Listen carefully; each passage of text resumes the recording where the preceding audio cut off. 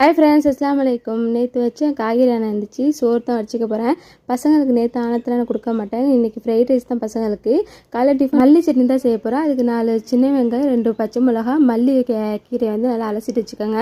4 spoon பொட்டுக்கடலை சேர்த்துக்கோங்க. அரை முடி தேங்காய், 1/4 ஸ்பூன் உப்பு போட்டு நல்லா அரைச்சிட்டு அதை தாளித்து சேர்த்துக்கலாம். சூப்பராக இருக்கும். கண்டிப்பாக இதே மாரி மெத்தடில் ட்ரை பண்ணி பாருங்கள். செம்ம சூப்பரான இட்லியும் மல்லி சட்னி ரெடி. கண்டிப்பாக நீங்களும் ட்ரை பண்ணி பாருங்கள்.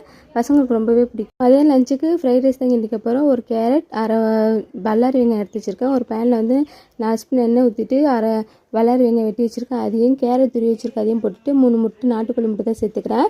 அதில் 2 ஸ்பூன் மிளகுத்தூள் சேர்த்துக்கேன். அரை ஸ்பூன் கரம் மசாலா சேர்த்துட்டு நல்லா கிண்டிட்டு எவ்வளோ ரைஸ் தேவையோ அந்த ரைஸ் போட்டுக்கலாம். மேலே கொஞ்சோண்டு கெச்சப் ஊற்றிக்கோங்க. சூப்பராக இருக்கும். நீங்கள் சாய்ஸ் ரைஸ் கூட சேர்த்துக்கலாம். செம்ம சூப்பராக இருக்கும். இதுக்கு சைடிஸாக மாங்காய் ஊறுகாய் தான் செய்கிறேன். இது வீட்டில் செஞ்சது தான். கண்டிப்பாக ட்ரை பண்ணி பாருங்கள். இந்த வீடியோ யூஸ்ஃபுல்லாக இருந்துச்சு. நம்ம சேனல் சப்போர்ட் கொடுங்க, சப்ஸ்கிரைப் பண்ணுங்கள்.